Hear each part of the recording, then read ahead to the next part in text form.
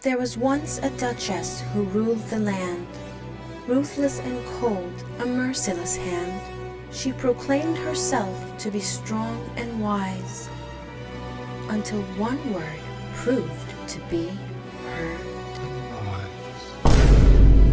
You give us diva moments sometimes, Meghan. What kind Don't of diva even moments act do like... I give you? Was my girl crush coming to a quick demise? Demise?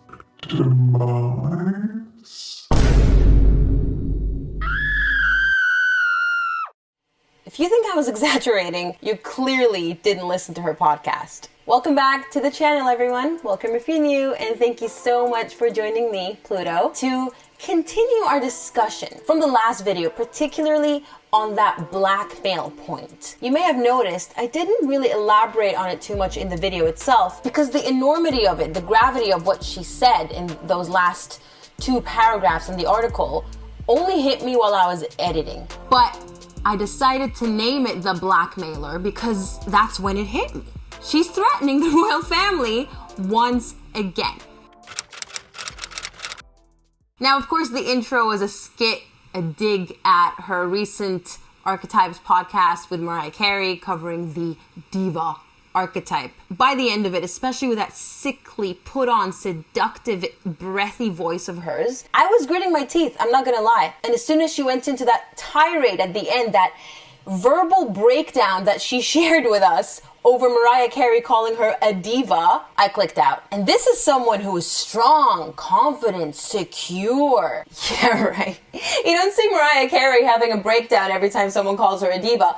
In fact, she does quite the opposite. She plays along. She emphasizes it. She has fun with it. I said in my last video with Zach, for those of you who don't know, Zach is the salt to my pepper, the palm tree to my palm tree. But Zach is, as I like to call him, my co-host in the podcast and in real life. Now, we are traveling nomads at the moment. We're on holiday and we're going to be making videos for various hotel rooms and various locations. Our podcast is usually a very full-on setup, so it's kind of going to take a hiatus until we're back in Australia. That's where we live. But yes, so I said in that podcast that I didn't know much about Mariah Carey. My earliest memory of her is when I was a little girl. I think was it 2005 when she released The Emancipation of Mimi. I remember seeing posters of that everywhere. Although I did watch a few interviews just to get a vibe, just to get a feel of what she's like before listening to the podcast. And I really like her. I think she has a great, wicked sense of humor and really thick skin. And you know what? I think, from what I've seen, the embodiment of what a diva was meant to be, the original definition of a diva, if you will, which is explored in Meghan's podcast. So when Meghan had her breakdown on air, essentially in audio form, I was very confused because I was thinking, wait, wasn't this whole podcast to destroy that archetype and to redefine diva by going back to its roots in its purest form, as Meghan liked to call it? If that was the case, why did you then proceed to have that breakdown towards the end of the podcast when all was said and done? A normal, healthy, secure person would have laughed and gone, you know what? I am a diva. I guess I am.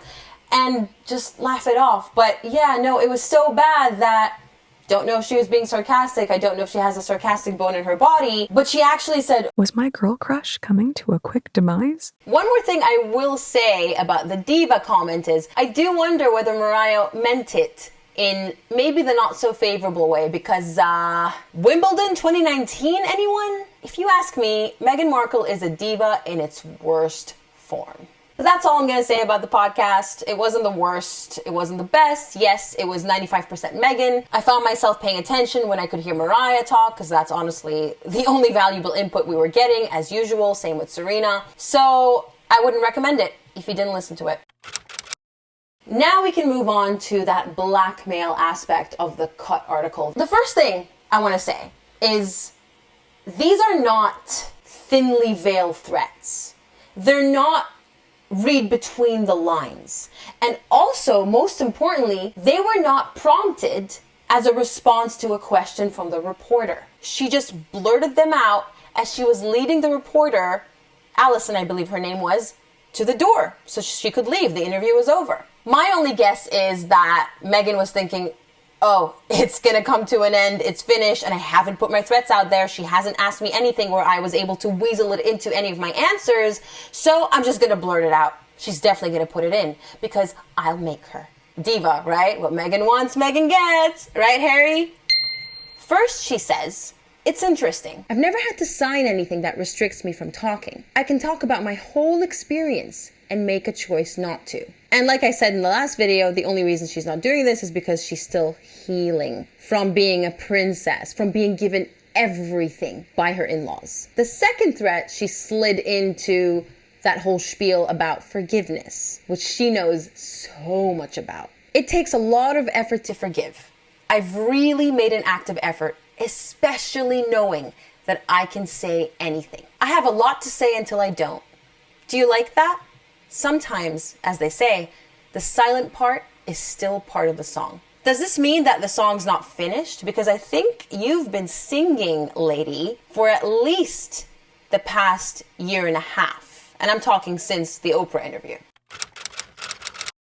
Now, let me tell you who this reminds me of exactly. You might not be surprised, especially if you're not new to the channel, because we make a lot of comparisons between these two women. Amber Heard. Amber Heard, who is now walking around and who has been, since she lost back in June, making threat after threat, saying she has so much that will change everything that wasn't allowed to make it into trial in Virginia. To those of you who are new, by the way, I am a lawyer by profession. I have a military background, so not much experience in civilian law, but I have been covering the Johnny Depp Amber Heard defamation case for over 2 years now, since April 2020, or was it May 2020?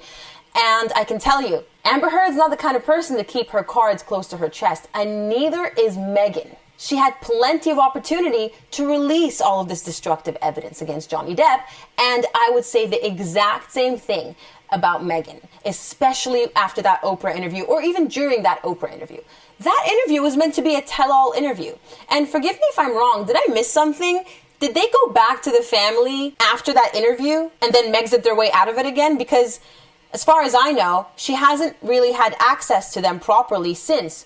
So what extra information are you hiding that you haven't already divulged in that 3-hour interview? It took 3 hours for her to film that interview with Oprah. And isn't it funny how she wanted the first 2 hours without Harry? That was always bizarre that he walked in towards the end of the interview. Why not just have him sitting there as your equal, as your husband, as someone who's lived through the entire ordeal with you from the beginning? Anyways, that was a little bit of a tangent. I highly doubt Meghan has any additional actual information. Does she have lies that she keeps spinning because that's all she does? She is a full-time Black Widow in the spider sense. She just spins a web of lies to entrap Harry further and at the same time to destroy the royal family who refused to bow down to her whims and give her what she wants. If all she has are her lies, I don't think the royal family has anything to worry about, because so far, nothing has stuck. Yeah, there was that whole uproar after the Oprah interview. But now, even those who stood with her after the Oprah interview, which includes South Africans and Americans, after this cut interview, both of these groups of people, and more that I'm probably unaware of, are completely sick and tired of her bullshit. We all know about the Futsek Meghan Markle hashtag that was trending after the Serena Williams podcast where she trashed South Africans, and now she's given them another reason to hate her, lying about that Nelson Mandela comparison. I mean, the delusions of grandeur this woman is suffering from. My salt, Zach, I'm Pepper, by the way, in case you're wondering, but my other palm tree that's disconnected from me always loves to say that Meghan deserves to be in a straitjacket. He's been saying it for, I would say, at least a year at this point. And usually I would laugh it off, but like I said last week, she keeps proving to me and to others that she actually can and will get worse. Like any other mental illness, again, I'm not a mental health professional, but I am a human being living in this earth, and I think we all have an understanding that with certain illnesses, whether they're mental or physical, if you don't treat them, they only get worse. And I really think that this is what we are seeing happen to Meghan Markle. It's either that, or she has always been this nasty, she has always been this far gone, to the point of releasing these obvious threats targeted at a 1,200-year institution. Talking of delusions of grandeur, this woman really thinks that she can take a 1200-year institution head on. A monarchy that survived centuries, wars. And she really thinks she can bring them down. And with what? Not with the truth, because I said this in the last video. If her accusations were true, then they would be appalling. But with lies, there is nothing as frail as a house of cards built upon lies. And Meghan Markle's house of cards started to unravel years ago. I'm talking around the time of the wedding, when her siblings came out, when her family came out and started to expose her for the monster that she truly is. What makes this even crazier is how poorly her conversation with Serena was received. Even the mainstream media was picking up on ridiculous things that she was saying. And instead of going through damage control, or maybe ignoring it and moving on with the next podcast, with the next episode, the Cut interview is released, which unanimously can be described as 100 times worse than that Serena Williams podcast. Does this woman have a PR crisis team or not? You know, if Zach were here, he would say, she does. She just doesn't listen to them.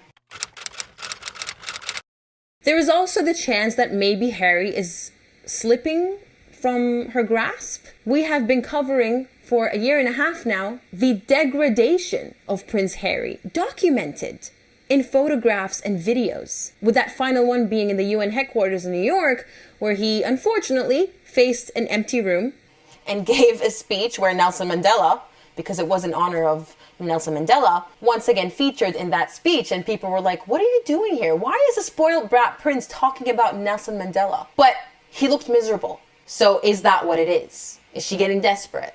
Is she losing her meal ticket? Is he waking up? Has he had enough? I think we all have a limit.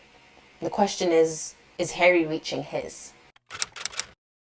A third possibility that occurred to me while I was putting on my eye makeup, what if it's revenge for the Jubilee? I think that Jubilee was masterful. Don't face the Queen on the chessboard. Because the Sussexes walked into that thinking that they were going to get photographed with the Queen, they were probably going to be on the balcony, and they were going to get all the accolades and all the affirmation that they are still within that royal bosom and they still have value, because that is the only value Meghan Markle can hope to have. What ended up happening, of course, was a fiasco for the Sussexes. So much so that they left early and refused to attend any other events. So, could this be retaliation? Was that the final straw? Or is she actually egging them on to revoke her title so that she can then use that to play the racism card again, to play the sexism card again, and to cause an entirely new uproar, much like the one after the Oprah interview,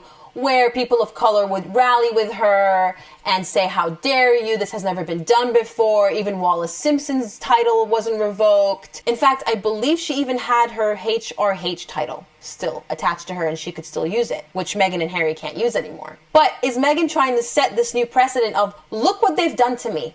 All of these years of me complaining and telling everyone that it's just me, they have it in for me. Speaking of the Jubilee, do you guys remember this diva moment? She's not a diva. Don't call Meghan Markle a diva. It's an insult to actual divas. One more point I want to discuss, which was raised to me personally by a follower on Instagram, but it has been making the rounds on YouTube as well. Pharrell Williams in the Lion King premiere on the yellow carpet. I never really paid much attention to what he was telling them that day. He was gushing about love and, you have no idea how inspirational this is. As if falling in love isn't an everyday occurrence. Like it's some kind of an achievement. It's some kind of a miracle. Do you know how many biracial couples there are out there on this planet? Exactly. But the point of this is that it seems like this is the closest conversation that we got that aligns with the fictitious conversation that Meghan shared with the reporter about the South African cast member gushing about how her marriage was comparable to Nelson Mandela's release. But it seems that this is the closest thing we have to the truth, that Pharrell Williams was the one gushing. Of course, there was no comparison to Nelson Mandela's release, but she took that conversation where she said, they don't make it easy, poor Meghan, and twisted it and made it out like she was some kind of a savior. Delusions of grandeur. that's it for this video. I hope you enjoyed it. And thank you all so much for the support. Thank you to everyone who subscribed from the last video. I really am so happy that you enjoyed it, because I'm just here with very limited equipment on holiday. Also still doing my Masters of Science. The semester isn't on hold. Yeah, some holiday, right? But you're all so very much appreciated. And I hope to get more of you. The more the merrier. Don't forget to subscribe if you haven't already. Please thumbs up the video if you liked it. And I will see you in the next one. Bye-bye.